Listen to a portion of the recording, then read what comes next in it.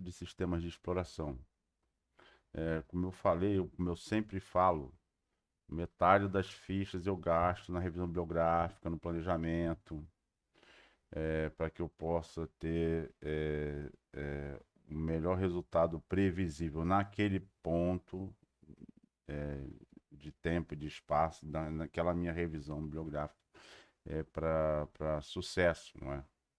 Mas isso é só metade do problema, metade da energia que eu devo gastar. A outra metade eu devo gastar a outra metade das minhas fichas, da minha energia, eu devo gastar na montagem de um sistema de monitoramento de atividades. Porque a realidade muda a cada dia, a cada equipe, a cada momento. Então eu tenho que ter um bom sistema de monitoramento, como a gente vai ver agora, o que é um sistema de monitoramento, um verdadeiro sistema de monitoramento, né? Onde eu devo gastar, então, a outra metade das minhas fichas. Veja bem, metade mesmo das minhas fichas, metade no meu planejamento, metade no monitoramento, para eu não ser surpreendido, né, com a realidade, para eu poder identificar e reagir de acordo com a necessidade. Ok? Já passamos por essa etapa aqui, nós já temos a primeira avaliação, onde a gente falou da apresentação da disciplina, entendendo o peixe, né? A calibragem, é super importante, as definições, combatendo mitos também, né? Também combatendo mitos. Tratamos de produtividade, custo de produção e custo operacional, são as primeiras três razões, três grandes razões.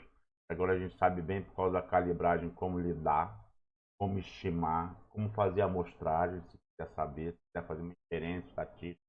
Sabemos agora sobre custo, sobre erro não amostral, erro amostral, distribuição T e a utilidade dela para podermos fazer inferências estatísticas na hora de fazer planejamento ou de fazer custo, né, de estimar custo.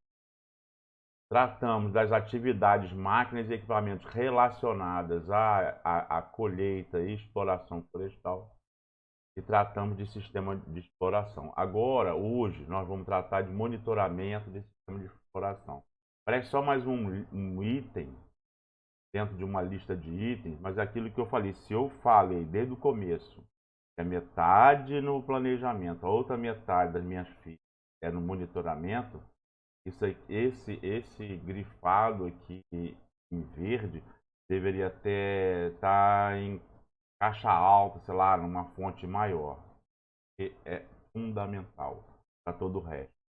Nós vamos tratar ainda de ergonomia e segurança. Cada vez que a gente pegar um ponto desse, a gente vai ver o quanto que ele é importante. Depois a gente vai tratar de transporte florestal, depois a gente vai tratar de estradas, depois a gente vai tratar de logísticas e aí, tchau e benção, continua a disciplina. Quanto ao monitoramento de atividade, a literatura é vasta e parcial. É vasta no que diz respeito ao monitoramento do ambiente ou monitoramento ambiental de empresas e projetos. Aí nisso ela é vasta mesmo, monitoramento do ambiente, né? Meio ambiente, né? Do métier da empresa. Né? Mas tem poucos trabalhos que tratam especificamente sobre o monitoramento das atividades na floresta. Esses, em sua grande maioria, tratam de avaliações pontuais no tempo e no espaço. É um professor, é um pesquisador que vai lá na empresa, acompanha durante um tempo, faz uma amizade, ele faz um trato lá. Acompanha durante um tempo uma máquina, durante uma semana, 10 dias, sei lá, algum tempo assim. Uma máquina ou duas máquinas para comparar uma com a outra. Né? Registra as atividades para depois publicar um trabalho. Esse não é o monitoramento que a gente vai tratar. Não vai tratar desse monitoramento. Inclusive, esse monitoramento é um monitoramento super detalhado. A gente pode achar em vários trabalhos, né? Aqui tem uns mais antigos, mas não importa. Sempre assim, sempre os trabalhos, quando são feitos pela academia, são feitos, são avaliações pontuais, no tempo e no espaço. Não é esse o monitoramento que a gente está tratando. Vai tratar a disciplina. Sampaio, essa grande parte do que eu vou apresentar agora foi fruto do trabalho de um aluno. Hoje engenheiro florestal, na época aluno, formando, né? E resolveu pegar a questão da falta de cultura de monitoramento. É claro que você vai encontrar em floresta plantada, grandes empresas de floresta plantada, um sistema de monitoramento super detalhado.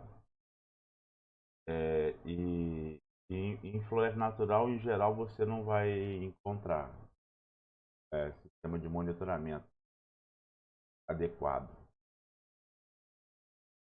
Monitoramento de atividades nas empresas florestais, o monitoramento em geral é limitado ao cumprimento da legislação. Sempre é para ver, né? No caso de floresta natural, isso é super importante, então faz monitoramento para saber se está tudo certinho, para não ter nenhum problema, né? E ao processo de certificação, além da legislação, além da fiscalização em floresta natural, além da legislação em floresta natural, no norte, processo de certificação demanda a atenção da empresa para saber se está tudo certo, para ela continuar com a certificação. Melhor ela não ter certificação do que ela ter e perder. Então, o monitoramento em geral visando isso, dentro da legislação, floresta natural, e atendimento ao processo de certificação, aí é no caso tanto de floresta natural quanto de floresta plantada também. Então, monitoramento para atender esse título, né, certificado. Aí vamos lá para o Voltolini, lá do Sampaio, né? Compreende monitoramento como o acompanhamento sistemático das atividades ou ações executadas. O acompanhamento sistemático das atividades das ações executadas relacionadas a produtos, resultados. Olha só, as ações relacionadas ao produtos, resultados, impactos, processos de execução e contextos que foram realizados. Monitoramento é uma prática que só se aplica em um processo em andamento, Voltolini ratificando, né? Enfatizando. Monitoramento é de um processo em andamento. Ele é realizado durante o andamento de um processo, né? Ou seja, está acontecendo. E o Gosling fala assim, a avaliação sistemática e contínua do processo de trabalho. Veja bem, não é uma avaliação pontual no tempo e no espaço. Não é isso que é monitoramento. E também não é, depois de tudo pronto, ver lá o que tem lá, não é. Monitoramento é durante o processo de tudo. E de tudo, produtos, resultados, impactos, processo de execução, contexto. Certo? O Dawson fala assim, mecanismo construído no projeto. Isso é que é fundamental. Assim, ó, você não pode, claro que pode. A gente vai ver isso também com ergonomia de equipamento. Tem uma coisa, quando o equipamento é pensamentado, quando ele é bolado, já se pensar na ergonomia. Essa é uma ergonomia preventiva, uma ergonomia de projeto. A outra ergonomia é aquela que, tá batendo muito, tá fazendo barulho, é desconfortável. Aí é uma ergonomia já de correção, que é sempre mais limitada, sempre mais cara, né? Não é. Da mesma forma, o monitoramento. O monitoramento deve ser concebido, construído, pensamentado no projeto. Quando eu estou pensando no projeto, como eu vou monitorar cada atividade, de forma que a cada momento eu possa saber de cada equipe, para comparar uma equipe com outra, a mesma equipe com o tempo, as equipes com o tempo e uma atividade com outra, certo? todas o tempo inteiro. Tá? Para quê? Para permitir ajuste em tempo hábil. Então, eu já faço projeção, eu já tenho gráfico, já vai dizer assim, ih, rapaz, não vai dar.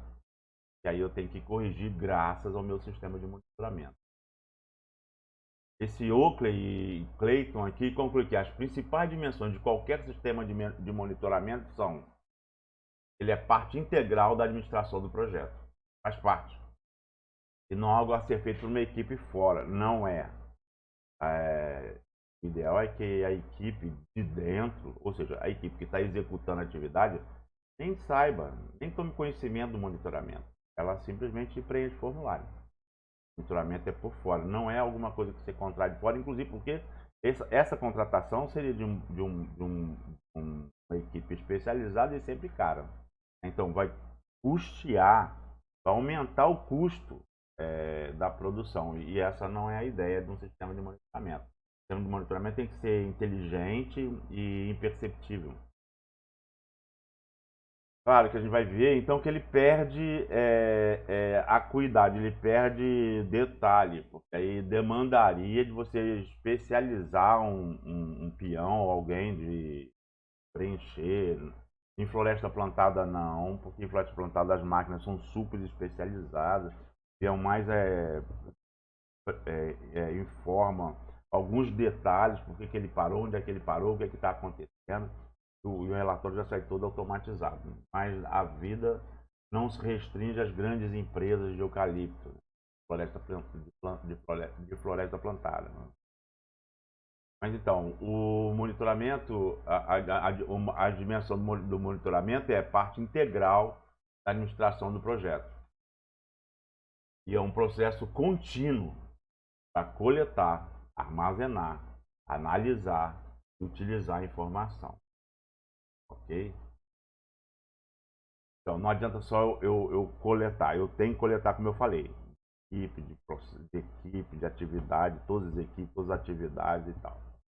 Eu tenho que armazenar essa informação, mas não adianta só armazenar, eu tenho que processar, está faltando aqui processar e analisar. Depois, logicamente, utilizar a informação. Isso também vai informação. Não adianta nada. E aí, cara, um recurso que auxilia novos dirigentes a se familiarizar com a empresa. Perfeito. Perfeito. Se você chegasse numa empresa, se você não soubesse nada, ou não sabe nada da empresa, de como que é, como é que acontece, sempre tem alguma especificidade, né? Alguma, eu chamo assim de idiosincrasia institucional. Uma forma que você teria para rapidamente se inteirar seria entrar em contato com o sistema de monitoramento. E porque seria ele que seria o seu grande parceiro. É só para você ser suas boas-vindas. Opa, meu sistema de monitoramento. Aí você pô, como que o sistema de monitoramento? Aí você vai saber como que a empresa funciona. Além de ser uma apresentação muito boa para quem está chegando, como está é também aquele parceiro que é aquele que você vai ter que ter sempre. Mas aí está arriscado e é provável você chegue numa empresa e não tem sistema de monitoramento. Logo, a primeira coisa que você vai fazer, já tem o que fazer, implantar um sistema de monitoramento para você, inclusive, poder trabalhar mesmo. Trabalhar na forma de engenheiro. A forma de engenheiro. Pegar e vou tomar pé da situação, de engenheiro, de engenheira, né? Tomar pé da situação e vou manter o controle. Voltolini aqui, ó, a prática do monitoramento deve gerar e sistematizar informações. Já falamos sobre isso. Aqui é um outro autor e tal. Subsidiar a melhoria dos processos. Claro, lógico. Como é que você vai pensar em prioridade? Qual é a prioridade que você vai trabalhar? Se você tiver sempre as verbas sempre são limitadas. Então, se a verba é limitada, qual é a sua prioridade? Você vai investir em qual processo? Em qual atividade? Em qual subatividade? Em qual equipe? em qual indivíduo, né? O monitoramento é que vai te permitir tomar essa decisão com propriedade, certo? E o Hacker aqui, o desenvolvimento de um sistema de monitoramento se desenvolve nas seguintes etapas. Quando você vai desenvolver o sistema de monitoramento, não tem na empresa. Então eu vou ter que implantar. Primeiro, reconhecimento da necessidade de informação. Você não reconhece a necessidade da informação para o monitoramento, não tem sistema de monitoramento. Primeira coisa, reconhecer, caramba, isso é fundamental. E está arriscado você ir trabalhar em algum lugar? Não, aqui não, fica tranquilo. Fica tranquilo, só vem dali, bota para cá, faz um relatório aqui, bota para lá, e aí você você vai, é assim mesmo, tá valendo, tá valendo. Então, primeiro, não, preciso de um sistema de monitoramento, eu preciso de informação. Depois, identificação das variáveis relacionadas. A gente já falou só de 3 aqui, de 3 razões. A gente falou de 3 variáveis e 3 razões. As 3 variáveis que a gente tratou foi produção, foi custo e foi tempo. Essas 3 razões, combinadas de forma diferente, me dão produtividade, custo operacional e custo de produção. Então, eu tenho que reconhecer a necessidade de um sistema de informação. Necessidade de informação. E a outra, eu tenho que identificar quais são as variáveis que estão relacionadas às informações que eu vou necessitar para poder avaliar se a coisa está boa, né? A gente já tratou de 3 razões relacionadas a 3 variáveis. Depois eu tenho que identificar as fontes das variáveis. Aonde eu vou arrumar? Onde? Em cada atividade. Como que eu vou arrumar? Quais são as fontes? O que vai ser medido, né? Por exemplo, abertura de picada, quilometragem. Então, a faixa que o cara tá, que quilômetro que ele começou, que quilômetro que ele parou, que faixa que ele parou, sei lá. Identificar as fontes. Quais são as variáveis que eu vou precisar para poder dar aquelas 3 razões, já, em princípio aquelas 3 razões, vamos ver outras. Mas quais são aquelas 3 razões e quais são as fontes, aonde eu vou obter em cada atividade a informação sobre as variáveis. Depois, definição dos responsáveis. Quem serão os responsáveis que preencherão um formulário, quem que vai, a quem que eu vou atribuir a tarefa de me dar informação acerca das variáveis. E aí depois eu tenho que ir fazer a coleta e o armazenamento. Coletar e armazenar, né? Coletar, digitar, né? Processar, né? Então, coleto, armazeno, reúne as fichas de campo, entrego de noite no escritório, no final do expediente no escritório, no dia seguinte o pessoal do escritório vai digitar aquela informação, já tem um sistema de processamento, né? Vai processar o dado e produzir relatório. E aí divulgação, ou seja, o retorno. Retorno para quem é importante saber, né? Como estão as coisas. Né? No caso seria você, engenheiro florestal. Então aí no Cancilier e tal, né? As informações devem ser armazenadas num único local e não cada um tem um canto, cada um em cada canto, não. As informações armazenadas num único local, inclusive para elas poderem ser concatenadas, né? Poder e permitirem uma avaliação do todo. Interpretadas e sintetizadas, sintetizadas quer dizer o quê? Isso é sistema computacional, é programa. Eu já falei isso, eu não concebo isso numa planilha. Existe, você pode fazer quase tudo em planilha, mas eu não concebo. Eu acho que isso é muito mais prático, mais rápido, mais tudo, num banco de dados relacionais, né? E aí ele vai sintetizar. Essa interpretação aqui não é a sua interpretação dos índices. A transformação vai sintetizar, quer dizer, reunir, imagina, um monte de ficha de campo todo dia.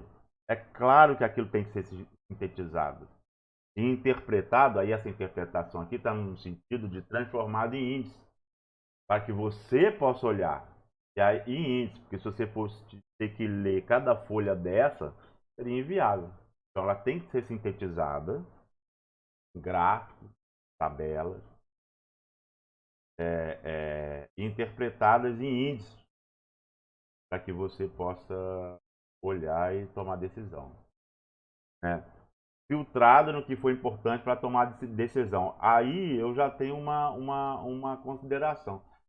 Eu acho que isso, se for um sistema prévio à sua administração, aí você vai filtrar. Não, essa informação não me interessa. Mas não faz sentido você filtrar.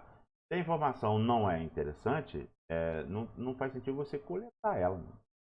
A não ser que ela seja importante para uma outra seção, né? Uma outra seção da empresa. Mas se você está monitorando a atividade de exploração, as informações que te interessam, faz a exploração. Cabe filtrar. E na implantação de um sistema de monitoramento, adaptar a metodologia à realidade do processo a ser monitorado. Claro, se eu estou tratando com profissionais mais elaborados, por exemplo, em floresta natural, em floresta plantada, com técnicos que tem uma capacitação de nível médio, né, para cima, né, então, nível médio, né, técnico, eu posso ter um sistema mais complexo. Isso eu estou trabalhando em floresta natural e eu estou trabalhando com um peão que sabe mexer com terçado, né? Então eu tenho que adaptar o meu sistema de monitoramento, eu tenho que pensar nisso. Eu não posso botar um bode na sala. Tem que pensar que o bom é inimigo do ótimo. Poderia que, mas não vai dar. Pelo menos por enquanto não vai dar. Eu tenho que fazer uma coisa adaptada à realidade e para satisfazer a minha necessidade. Vai ser o detalhamento ali para possibilitar eu saber a hora que ele parou para ir no banheiro, parou para comer, saiu da comida, parou, bebeu água. De repente, não. No caso de colégio natural, vai ser que hora que ele começou a trabalhar e que hora que ele terminou. Vai ver um exemplo aí. Acho que a gente já viu. E ponto. O resto é o que ele produziu. Ainda Conciliar, né? Então, 4 recomendações para implementação de sistema. Opa, estão falando assim, ó, você chegou, não tem um sistema. Opa, então você vai implantar. Ou você chegou, tem um sistema e você vai analisar o sistema para ver se ele é adequado. Né? Priorizar baixo investimento em recurso humano e financeiro. Claro, ele não pode ser caro. Se for caro, é uma outra atividade, que não é a atividade fim da empresa. Então, ele tem que ser barato, ele tem que ser quase nada, ele tem que ser todo informatizado, ele tem que ter em processos simples, ele tem que ser barato. Principalmente no campo lá, para coleta de informações. Ou seja, o mínimo possível de dados. Qual que é esse mínimo possível de dados? Os dados que são importantes para a análise, que a gente vai ver. Né? Já vimos 3 razões baseadas em 3 variáveis combinadas de forma diferente. Veremos outras informações. Claro, já falamos, estamos falando de novo, monitorado continuamente. O monitoramento tem que ser contínuo. O monitoramento ele tem que ser racional. Então, usar a técnica na sua forma mais compreensível e aplicável. Não pode precisar de um doutor, de um técnico especializado, de alguém que fique ali vendo para saber se está dando certo, se está preenchendo direito, se o computador. Não. Ele tem que ser. Então, você tem que baixar a bola. Você quer informação, mas você não pode, de novo, você não pode botar um bode na sala. Tem que ser fluídico. É, Peão tem que. Peão, cálculo natural, mas se não for, então pode até ser uma coisa. Ele tem que ser fluídico, ele tem que ser natural, compreensível. Ninguém pode ter dúvida nenhuma. Hora que começou a trabalhar. Hora que terminou de trabalhar, qual é a máquina que você está trabalhando? Quem é você? Como? Aonde você está trabalhando? As coisas são todas fáceis do cara preencher. Técnicas muito eficazes, né? Porém complexas e sofisticadas, pode não proporcionar o resultado desejado. É exatamente isso. Por que não vão proporcionar? Poderiam até, só que elas seriam gastas, seriam custosas, né? Tem que ter um gasto, né? Um gasto que não é o caso de um bom sistema de monitoramento. Terceiro ponto, selecionar técnica em função das características dos participantes. Já falamos sobre isso. Dependendo de com quem que eu estou lidando, eu tenho que fazer um formulário ou um coletor de dados. Vou botar um coletor de dados na mão de um peão que mal sabe escrever. É uma velha prancheta, uma folha de papel, que aí ele vai ter até, né, saco plástico, ele vai ter até mais, tá mais confortável. Claro que eu posso ir melhorando aos poucos, claro, mas a questão não é que você vai chegar lá, é agora, na realidade, o que dá para fazer? Então, o que você vai fazer é o que for adequado na realidade específica, uma vez que você tem que fazer um monitoramento de tudo. A projeção é projeção, o monitoramento é de tudo, agora. Então, forçar atividades pouco usuais costuma ser perda de tempo e talento, né? Perda de tempo, talento. Às vezes o cara é muito bom numa determinada atividade, por exemplo, senso de direção. Estou falando de exemplo de máquina, né? Senso de direção ou de identificação, e você está obrigando ele a preencher uma coisa que vai ser legal para você, mas para ele está perdendo tempo. Ele não está fazendo aquilo que ele deveria fazer de verdade. E aí, claro, aí as coisas vão ficando meio redundantes. Claro, não pode restringir a flexibilidade e a agilidade. Então tem que se adaptar. Na hora ali, não vamos ver como é que é. Pode fazer um planejamento, claro, mas aí não, né, não vamos ver, conforme vai andando a carruagem, é que vai fazendo as adaptações. Seja de olho. Então, pequenas empresas podem sofrer mais com a implantação do sistema de monitoramento. A intuição e a adoção de alternativas podem ser fundamentais nesse caso, certo? E aí tá, um processo de desenvolvimento de uma metodologia de monitoramento possui duas partes. Obtenção das informações em campo. Elaboração de formulários, claro. Elaboração de formulário para obtenção da informação de campo específico para cada equipe e atividade. Então, a primeira coisa é a identificação das atividades. Quais são as atividades? E distinguir uma da outra. Atividades distintas, equipes distintas, mesmo que o mesmo indivíduo possa participar de várias atividades, várias equipes, mas atividades distintas, equipes distintas e formulários específicos. Armazenamento e gestão das informações obtidas. Considerando consolidada, né, a elaboração de um sistema digital, aí é claro, aí não dá outro. Porque isso, aí tudo bem, até aí foi legal. Foi adaptado, de acordo com a realidade da peãozada, do pessoal de campo, né? Considerando cada atividade. Então foi tudo certo. É simples, fácil obtenção, fácil registro, beleza. A informação mínima necessária, filtrada, beleza. Mas uma vez é isso. Outra coisa é você pensar assim, que são muitas equipes, muitas atividades. E é por todo o tempo, de todas as equipes, de todas as atividades. Então tem que ter um sistema mesmo de armazenamento e processamento de dados. Então nós vamos lá, ó. Primeiro eu identifico a necessidade de informação. Eu tenho que identificar. Eu tenho que reconhecer, na verdade não seria nem identificar. Eu tenho que reconhecer a necessidade de informação acerca da produção, da produtividade, etc. Vai ver ainda essas coisas. Em tempo real. Esse tempo real é meio relativo, porque às vezes por exemplo, o desmatamento da Amazônia em tempo real, que é o DETER. O PRODES faz um relatório de desmatamento da Amazônia a cada ano. O deter é a ideia de desmatamento em tempo real. Só que tempo real não é exatamente no mesmo tempo, porque o satélite faz o registro.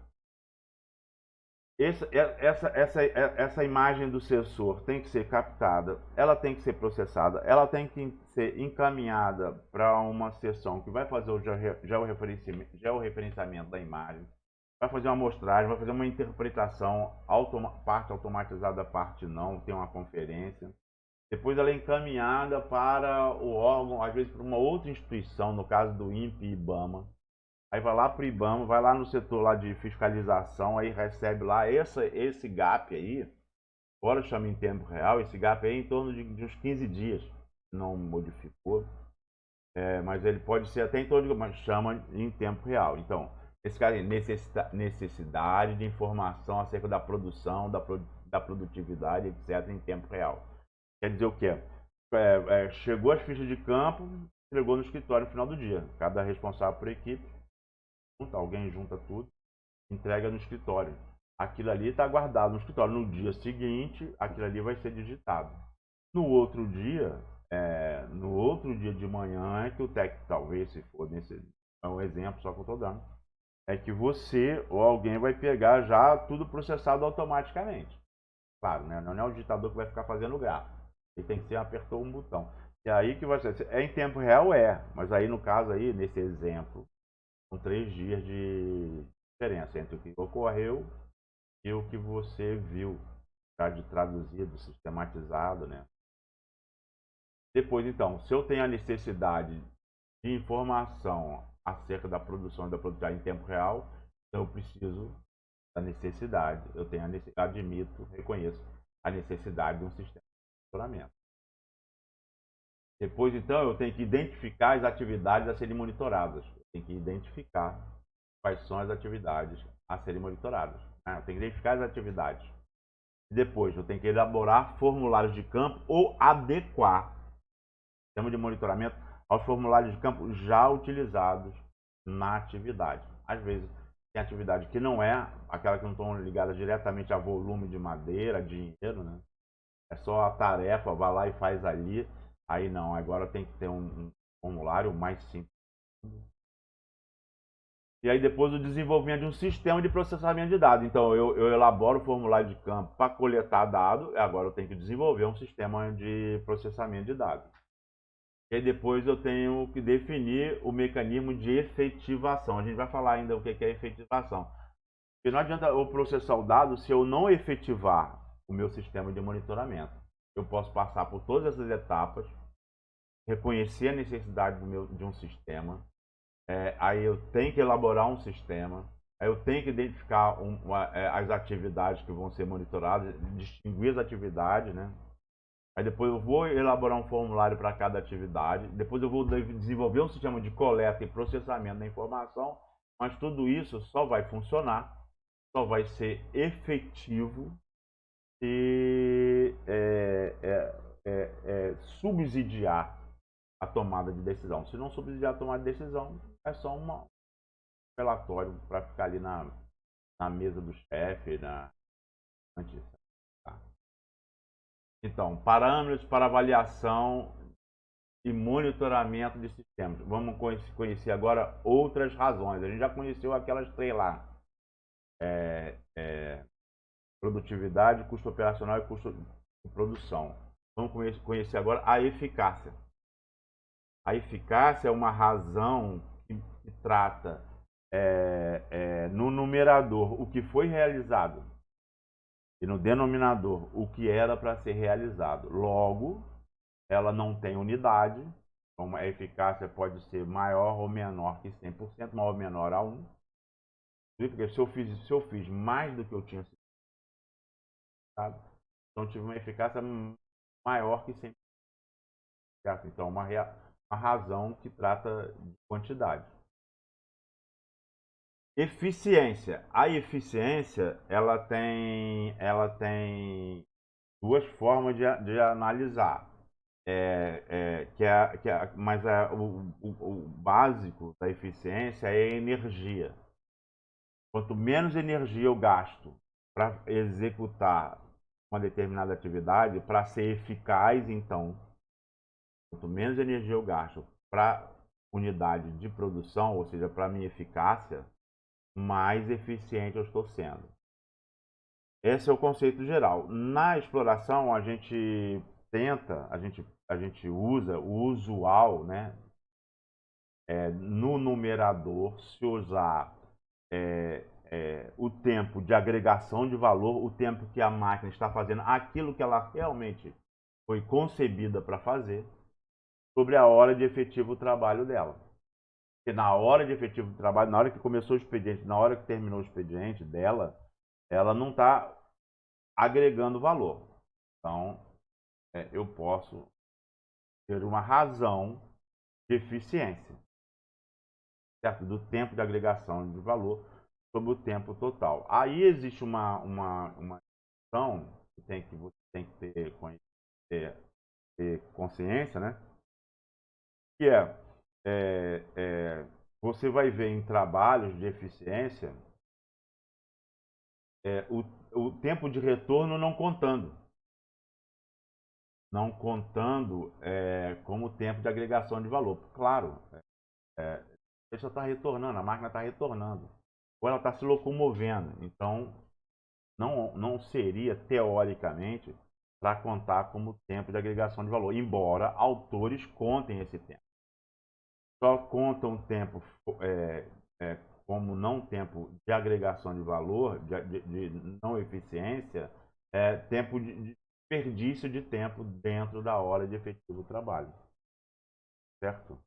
Isso é ruim, no meu entender, na minha singela opinião. Porque se o Ford fosse pensar dessa forma, ele não teria revolucionado a indústria automobilística. Ele viu que o operário gastava tempo se locomovendo, pegando e colocando no lugar ferramentas. E aí ele desenvolveu esteiras, que foi até aquele filme Tempos Modernos, do Charlie Chaplin, né? Satiriza esse momento da indústria, mas foi um momento super revolucionário que possibilitou diminuir o custo de produção absurdamente, muita gente passar a ter acesso a carro.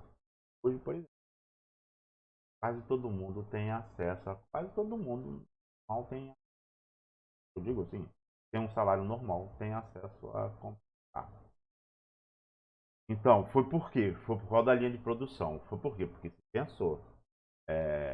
E aí, para o Ford, é claro que o tempo de volta não é um tempo de agregação de valor, mas você verá em trabalho, você precisa pegar um trabalho sob medida de eficácia e eficiência, de atividade de exploração, o tempo de deslocamento da máquina, volta vazio, volta sem carga, também é contado como um tempo de eficiência.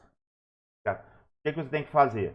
Você tem que saber o que ele levou em consideração. Inclusive, autores diferentes consideram alguns consideram alguma coisa, outros consideram outros. Então você tem que saber o que o autor está levando em consideração, se você quer fazer alguma comparação, e você tem que saber também o que você vai considerar para quando você vê só a tabela de eficiência ou o gráfico de eficiência, saber o que aquela eficiência está levando em consideração. Aí aquele pingo que vira letra. Você tem que saber o que aquilo ali está dizendo. E efetividade.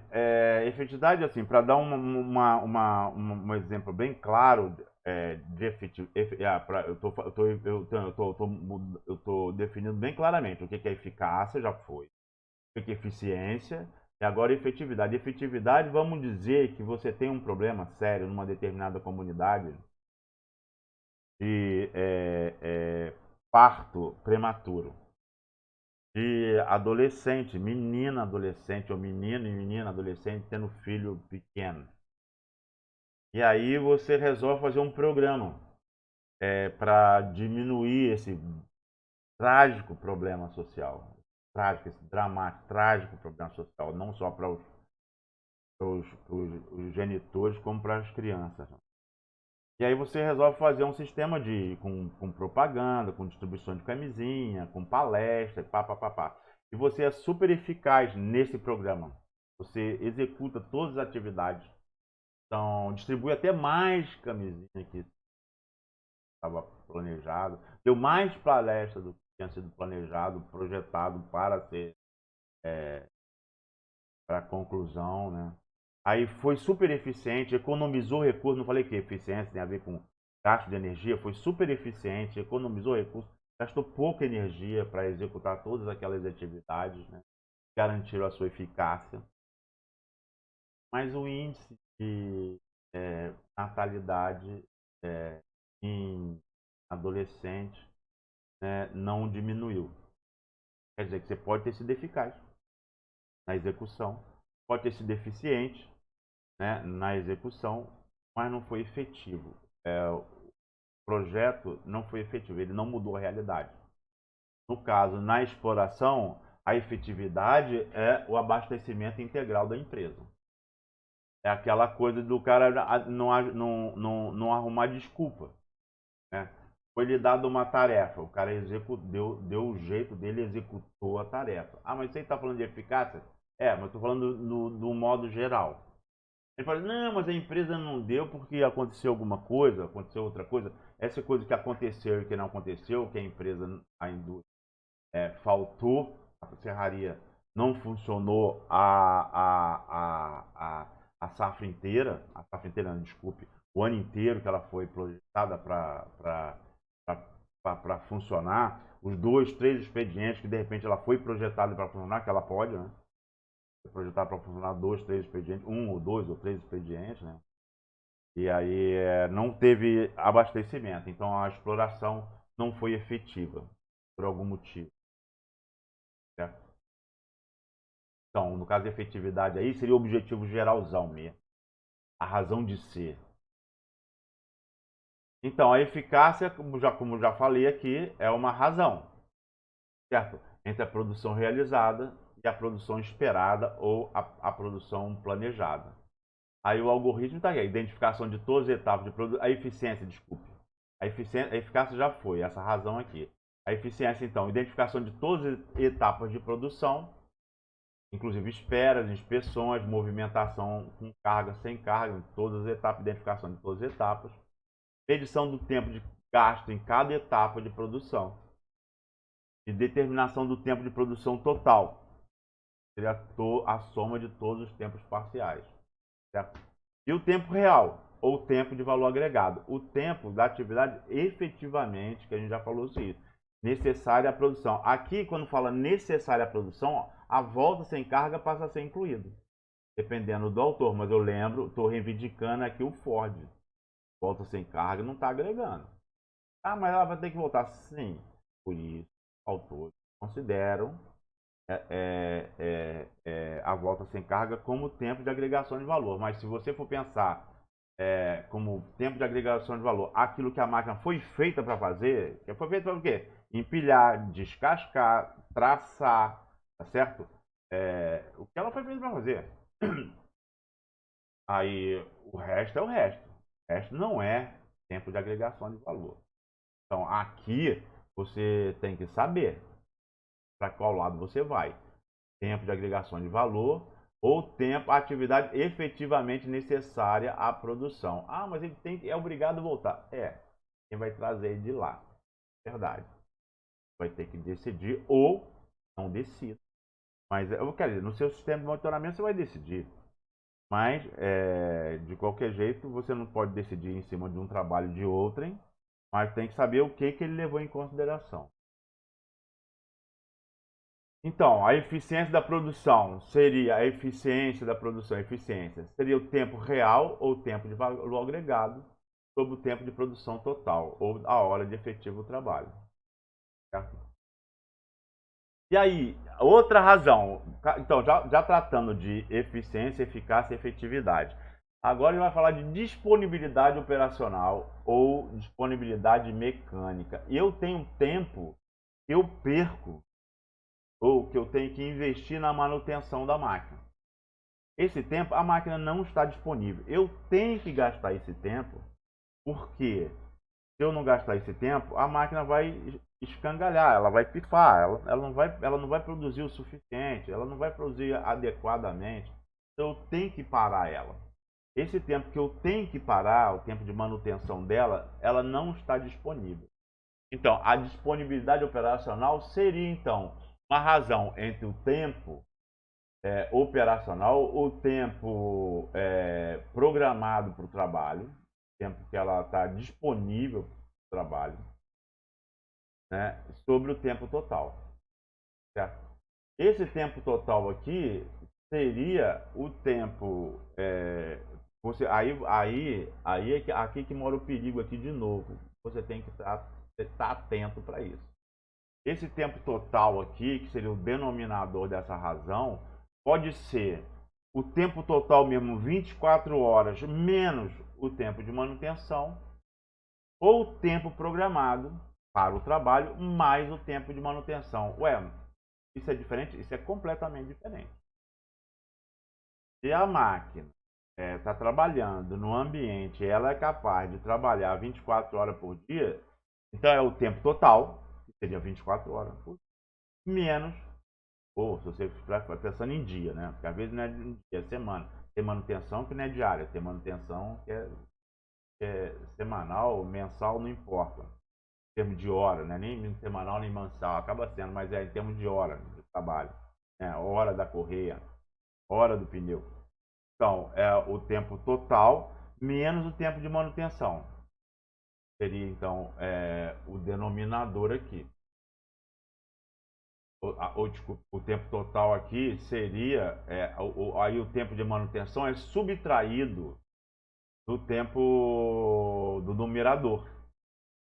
Então, seria o tempo aqui que ela trabalhou, o tempo que ela poderia trabalhar, menos o tempo de manutenção sobre o tempo total, e esse tempo total poderia ser 24 horas. Ou então não, o tempo programado para o trabalho e no denominador o tempo programado mais o tempo de manutenção. Isso é uma decisão também que você tem que tomar, como que você vai levar em consideração. Exemplo, uma máquina que trabalha em floresta plantada, ela pode trabalhar 24 horas. Tem luz, iluminação, corte raso, floresta plantada de eucalipto, para produção de celulose. Tora curta. Pô, olha só, você já está sabendo de tudo, né? Tora curta, sistema de tora curta, né? Aí, pô, um harvester com iluminação, vai tirando tudo. Ele pode trabalhar 24 horas. Só que ele vai ter que parar para manutenção. Então, qual vai ser a disponibilidade operacional dele? O tempo que ele está disponível para o trabalho, seria as 24 horas, menos o tempo de manutenção. Então, menos o tempo de manutenção. Esse tempo que ele está disponível para o trabalho, sobre o tempo total, que seria as 24 horas, essa seria a razão ou a disponibilidade operacional. Floresta natural. Floresta natural, então tá, pô, não tem como trabalhar de noite. Nem pensar. Abate, arraste, nem pensar. Tá, carregamento de pátio, transporte, pode. Transporte secundário, carregamento de pátio, pode. Pode. Coisa que faz na hora do surf. Mas abate, arraste, nem pensar. Então, você nunca atingiria uma disponibilidade operacional de 100%. Você teria que descontar isso. O tempo total seria o tempo de luz. Esse seria o tempo de luz. Inclusive, se você for pensar dessa forma, o tempo de manutenção pode ser na oficina de noite. Então, nem coisa. A disponibilidade operacional chegaria a 100%. Ela está 100% do tempo passível dela trabalhar, ela estaria trabalhando. Porque a manutenção é feita de noite. Então, o importante é você saber que disponibilidade operacional tem que descontar o tempo que ela não pode trabalhar, porque precisa de manutenção, né? E aí você tem que saber qual é o sistema que você está trabalhando. E aí o que você vai colocar no numerador, o que você vai colocar no denominador. Certo? E mais, uma vez sabendo isso, interpretar isso dessa forma, na hora você vê uma tabela, um índice, um gráfico, coisa assim. Certo? Então, o tempo utilizado para a manutenção do equipamento. O tempo utilizado. Quando eu estou tratando assim de tempo de manutenção, eu estou botando tudo num saco só. Mas o tempo de manutenção do equipamento, é o tempo de manutenção preventiva. Aquele tempo que eu faço, por exemplo, no carro. É dos 50 mil quilômetros, né? A cada 10 mil quilômetros. Tem uma tabela lá. No carro, você pega o manual de qualquer carro, tá lá. A cada tantos quilômetros tem que trocar a correia, tem que trocar a vela, tem que trocar o óleo, tem que trocar isso, trocar aquilo. Lá a tabela dizendo o que é para fazer. Então, para o carro, para evitar problema, para evitar desgaste, para evitar prejuízo, para evitar interrupção de processo. Para o carro. Agora está na hora de fazer a manutenção preventiva. Para o veículo, para a máquina. Troca a correia, analisa. Às vezes é só coisa de análise mesmo. Às vezes não, trocar óleo mesmo do carro. Aí tem limpar filtro, limpar filtro. Tem coisa que é diária. Tem coisa que é diária. Você vai me cobrar, eu vou esquecer. Porque tem vários manuais que eu posso apresentar de exemplo, mas eu vou esquecer, não está aqui. Mas tem coisa que é diária, tipo o pré-filtro de ar. A máquina está trabalhando no mato. Então, a máquina está trabalhando, ela está trabalhando, está caindo folha direto. O filtro de ar que vai jogar o ar para combustão tem um pré-filtro em cima. É uma orelhinha assim, parece um bolo, um pudim, uma forma de pudim. Você tira uma borboleta, tira assim, tira aquelas folhas lá. Pode só pegar folha, galho, aquelas coisinhas que poderiam ir lá direto pro filtro. Não, então tem o pré-filtro, depois tem o filtro. Manutenção de bateria. É só tirar ela, desligar e jogar água fervendo em si, para não ficar com resíduo que vão fazer perda, né? Vão gerar perda, né? Escape de dia, né? Então tem coisas que são coisas diárias, tem coisas que são coisas que não são diárias, depende mais de hora. Então, mas isso é manutenção preventiva e cada máquina, cada equipamento tem a sua tabela de manutenção preventiva. A outra é a manutenção preditiva, porque a manutenção preventiva, a máquina vai e entra na oficina. Você não chega na máquina assim, chega lá, o cara, opa, vai e te devolve. Não é. Ela entra lá, tá na fila. Tem uma fila lá, tem uma galera lá que se você fizesse isso, chegar lá na hora, você teria que ter um planejamento tão absurdo que é difícil. Não é. Então, vai chegando, vai tratar, mas tem uma determinada fila. Mas só acontece que você pode estar num momento, por causa do seu monitoramento, e o bicho tá pegando, você já ampliou o horário de expediente, tá dando hora extra, você diminuiu o horário de folga, então, que é os dias de folga, você tá arregaçando, e mesmo assim o bicho não tá dando certo. Aí você meio que abandona, ou abandona no que puder, a manutenção preventiva, para fazer a manutenção preditiva, para em vez de para lá, fica esperando, para trocar a correia já com antecedência, já pensa na vibração da máquina. A máquina está vibrando demais. Não, então aí é uma manutenção preditiva. Vamos assim, é um premeditar o breque, não deixar escangalhar. Premeditar o breque, usando essa manutenção preditiva, então, ela carece de equipamento. Eu posso usar, então, a correia ao máximo, pneu ao máximo, mas eu tenho que estar olhando ali. E aí eu preciso de equipamentos, né, para trocar antes dela parar e interromper o processo de produção. E a manutenção corretiva já é o pior do mundo. E também acontece, por mais que eu faça a manutenção corretiva, preventiva ou preditiva, sempre está sujeito. E eu acabo correndo. É até uma medida da minha qualidade de prevenção, né? Mas a corretiva é quando escangalha mesmo. Quebrou, pronto. Quebrou. Às vezes veio com defeito de fabricação a peça. Às vezes é o local que ela está trabalhando, a topografia, o clima, o solo. E aí quebrou, pronto. Aí tem que ir lá corrigir. Então aí para. A corretiva é o pior do mundo. A corretiva acontece, a máquina para. A equipe para. Não é a preventiva nem a preditiva. A preditiva é para momento de emergência, mas a corretiva não. A corretiva já é o pior do mundo, né? Aí eu tenho que fazer inspeções, eu também tenho que fazer. Isso aqui eu estou falando do tempo de manutenção, e não é o tempo da disponibilidade operacional.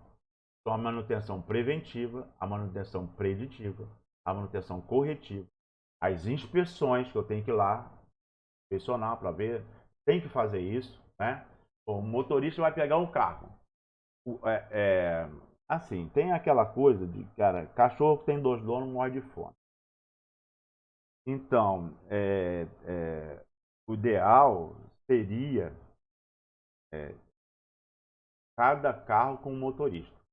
Ele sabe exatamente, ele cuida com o maior carinho, que é ele que vai pegar no dia seguinte. Então, quando não é ele, deixa para o outro.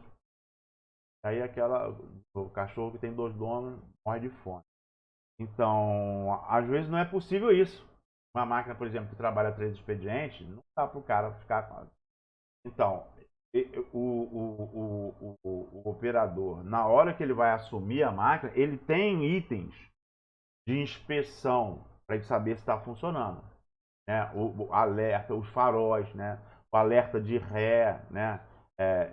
Ele tem itens que ele tem que olhar, né? Se o pré-filtro está limpo. Ele tem itens de inspeção que ele tem da máquina ou do veículo, do equipamento, né?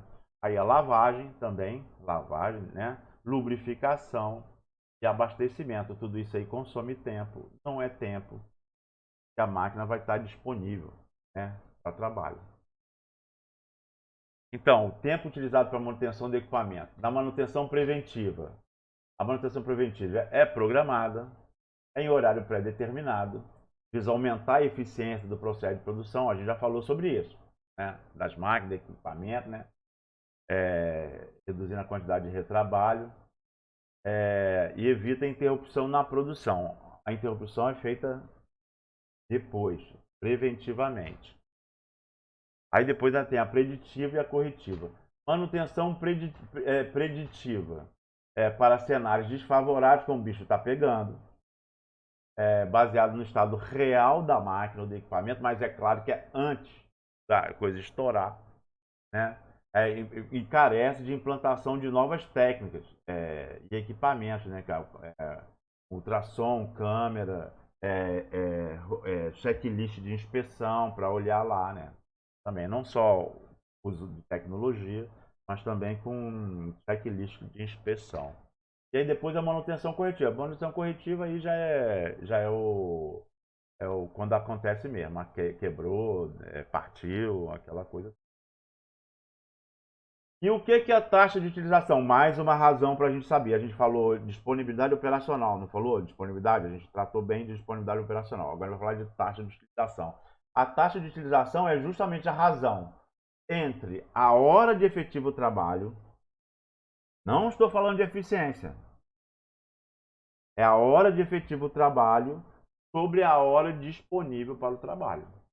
Então, eu estou usando manutenção preventiva. Então, a máquina para trabalhar 3 expedientes. Mas desses 3 expedientes, eu gasto 3 horas, vamos dizer, para manutenção preventiva. Ela fica 3 horas, 2, 3 horas lá para manutenção preventiva. Então, ela está disponível para trabalhar 24 menos 3, 21. 21. E quantas horas ela efetivamente está trabalhando? Ela pode trabalhar 21 horas. Ela está disponível para o trabalho, é a disponibilidade operacional, que é o tempo 21 sobre 24. É uma razão também, né? Então tá, mas nesse 21, quanto que eu estou utilizando? Isso é taxa de utilização. Quanto que ela está utilizando em média? Né?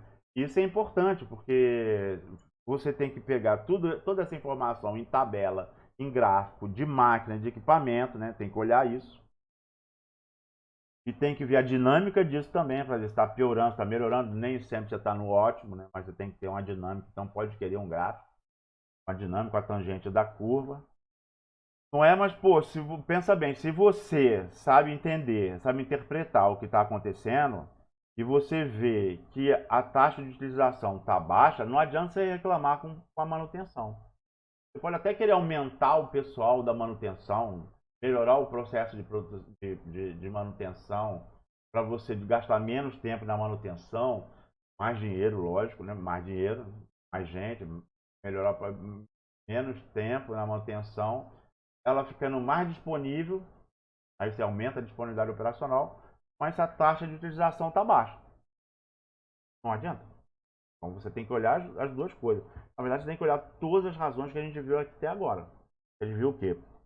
Produtividade, custo operacional, custo de produção, eficiência, eficácia, efetividade, disponibilidade operacional, taxa de utilização. São as razões que você vai gerar no seu sistema de monitoramento. Vai gerar, então, daí sim, relatórios curtos, concisos, você bate o olho, já tem que ver. Todo aquele monte de material, de todo dia, de todas as equipes, tem que ser sintetizado, interpretado aí na interpretação no sentido de transformado em gráfico, em tabela, né? Com tangente, com projeção, para você de manhã ou no final do dia, depende da dinâmica, né? Para saber como é que vai ser o dia seguinte, saber como é que para onde é que você vai, se olhar, né? E estabelecer prioridade, né? O que eu vou fazer hoje? Para que lado eu vou? Então, a eficiência operacional é justamente isso. Que é a taxa de utilização. Não, é o tempo de trabalho efetivo sobre o tempo total.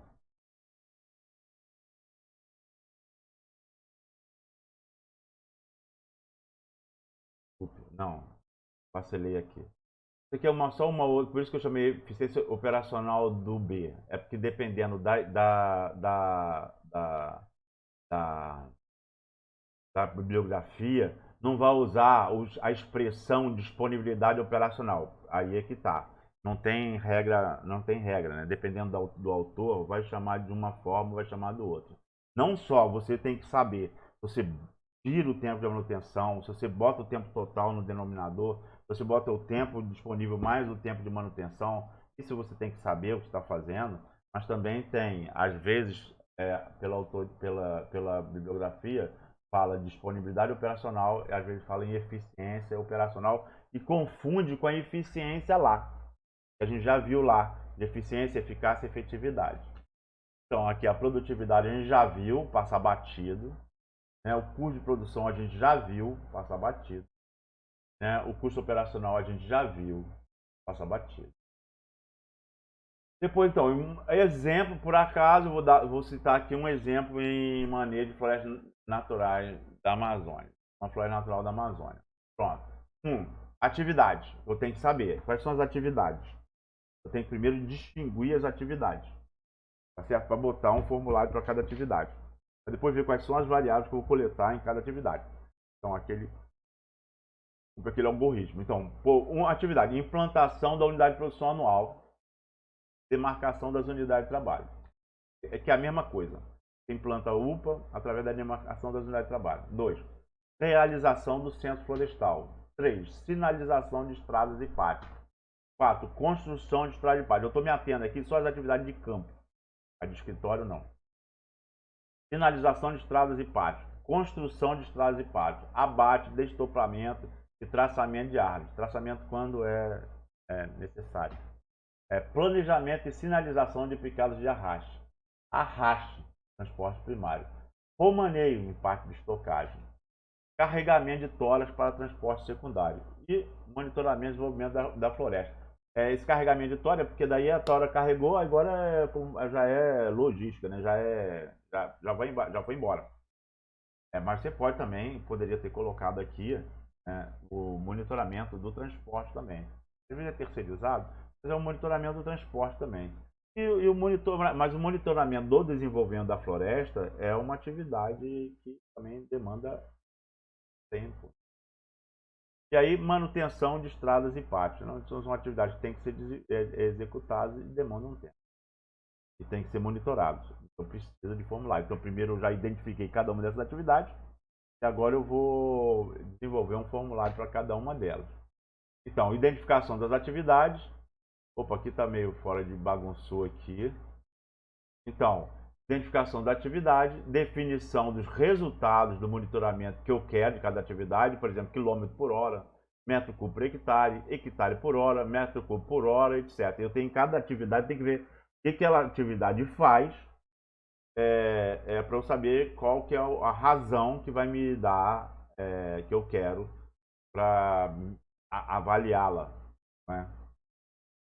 E a identificação das variáveis a serem coletadas em campo. Se eu tenho as razões aqui, então eu já sei quais são as variáveis que eu preciso coletar no campo.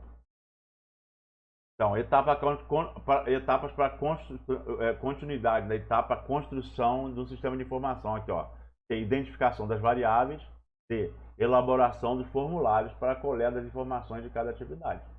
Certo? Ou adequação do formulário pré-existente. Se eu chego lá, vou implantar um sistema de monitoramento e nesse sistema de monitoramento existe, nesse sistema de monitoramento, eu vou implantar um sistema de monitoramento.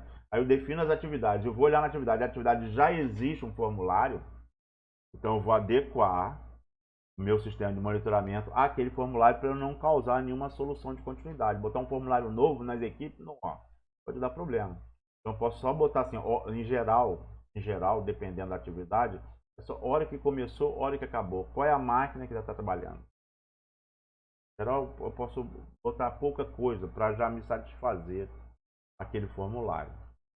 Depois, construção de um banco de dados para absorção da informação, processamento de dados, emissão de relatórios, certo? Se eu não fizer isso no banco de dados, eu vou gastar mais energia. A eficiência do meu sistema de monitoramento vai ficar comprometida, certo? E o vínculo de banco de dados com planilha, editor de texto deve ser considerado, porque você pode fazer isso. Vincular tudo de forma a ser tudo automatizado. Esses softwares permitem isso, inclusive o SIG também. Então, definição das variáveis e dos atributos. O que são as variáveis? Variável pode ser quilômetro, a variável pode ser hora inicial, hora final, anotador, né, responsável, máquina, definição das variáveis. E atributos. Esse atributo pode ser o quê? Data e hora, hora, pode ser texto curto, pode ser sim ou não, que é booleano. Então eu tenho que definir as variáveis e os atributos para satisfazer o meu sistema de informação. Então, definição de tabelas, agora eu estou lá no banco de dados. Aí eu vou definir quais são as tabelas que vão ter que ter no meu banco de dados. A identificação do relacionamento entre tabelas, entre entes. Depois, elaboração dos algoritmos, ou seja, qual vai ser o processamento que vai dar, que vai ser realizado, automatizado, pegando as variáveis, os registros das variáveis, e somando, multiplicando, pegando média, ordenando por, seja lá o que for, né? A elaboração dos relatórios, depois o teste de funcionamento de um sistema de informação. Aqui eu tenho um exemplo. Por exemplo, atividade, delimitação de uma unidade de trabalho. Quais são as variáveis do cabeçalho de um meu relatório?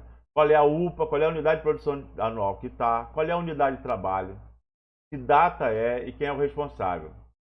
Qual é a variável do corpo do relatório, do formulário dessa delimitação da unidade de trabalho.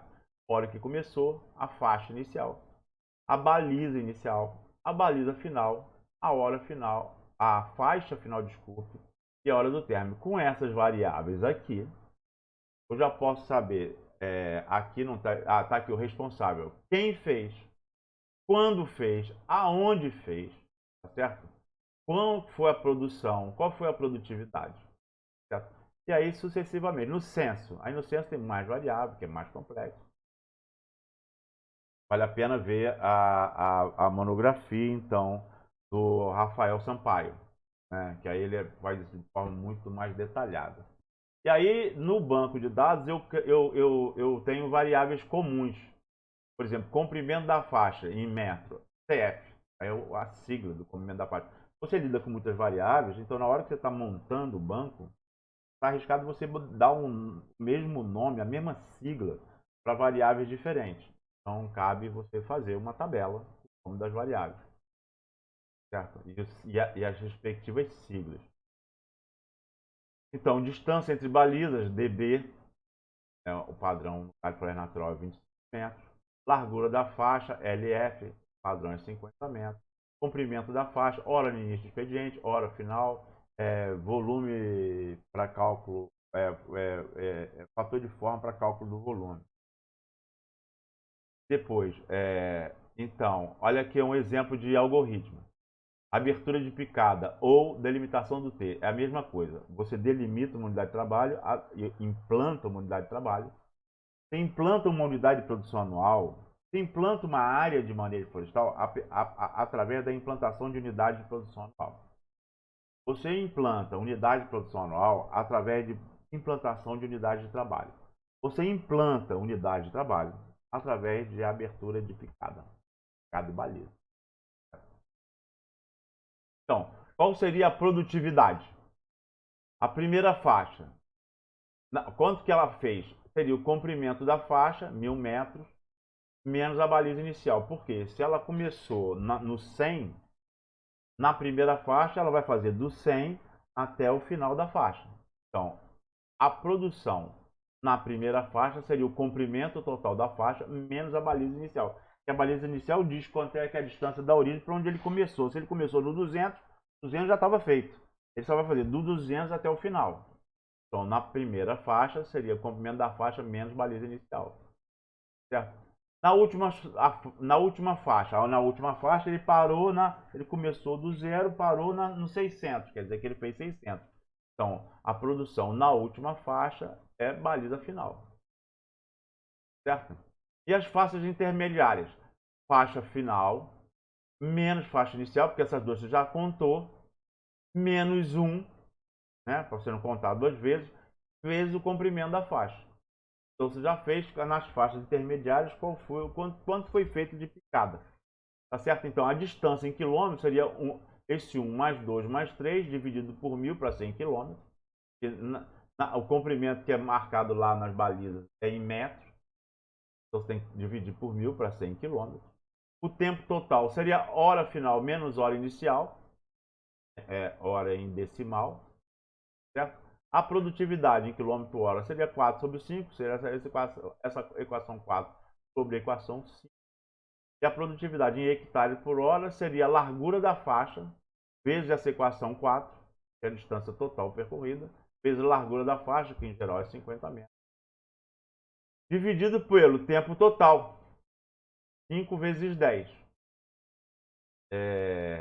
Esse 10 aqui é só para fazer, para no final ter hectare por hora para transformar em hectare, certo? Por causa do 10.000, certo?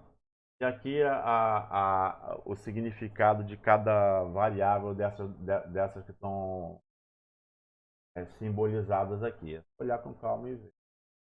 Certo? Então aqui, ó, o Rafael Sampaio, ele continuou. Então, as tabelas que ele montou. Então, função, pessoal, árvore, faixa, estado físico, lugar, espécie, família, forma de vida da espécie vegetal, né? O número do pátio, a unidade de trabalho, o plano de manejo, a unidade de manejo, o município. Ele montou essas tabelas e cada tabela dessa com essas variáveis. E aí, esse aqui é a relação num banco de dados, a relação entre tabela e entre entes. Cada tabela dessa que foi criada aqui está representada aqui. E aqui é a relação desses entes num banco de dados. Ah, mas eu não vou fazer isso, vou fazer no Excel. Tudo bem, você pode fazer no Excel. Só que você vai trabalhar muito mais, né? Você vai estar muito mais sujeito ao erro. Vai ser tudo muito menos, mas muito menos automatizado, como é no caso de um banco de dados relacionais. Tá? E os relatórios do banco de dados? De acordo com os algoritmos de processamento. Aí é o processamento, como a gente demonstrou aqui rapidamente aqui. Esse foi um algoritmo do processamento da implantação de uma unidade de produção anual através da implantação de picada, da abertura de picada. Então, de acordo com os algoritmos do processamento, para a produção dos índices requeridos, quais índices? Aqueles que a gente já viu, que eu já acabei de citar aqui. Né? Utilizando gráficos produzidos em planilha e relatório de editor de texto, porque esses softwares se conversam, então você pode processamento já feito no banco de dados, ele pode conversar com o Excel para já automatizar, colar vinculado, já automatizar diretamente o gráfico. Pode também estar colando num editor de texto, num editor de texto, num relatório, vinculado também, para tudo ser automatizado. Ou diretamente no banco de dados. Eu tanto posso fazer isso, esse caminho, passando, tirando do processamento do banco de dados, passando pelo gráfico do Excel, e depois indo para o editor de texto, ou eu posso também produzir os relatórios diretamente no banco de dados. Só que o Excel é melhor para fazer gráfico do que o banco de dados e o editor de texto é melhor para fazer um relatório do que o banco de dados. Aqui eu tenho um exemplo de um relatório, ó, a hora que começou, hora que começou, hora que acabou, quem é o anotador, quem é o auxiliar, qual é a máquina que ele utilizou, quem é o motosserrista, tá vendo? Que ele já bateu pelo número da árvore, eu já tenho o volume.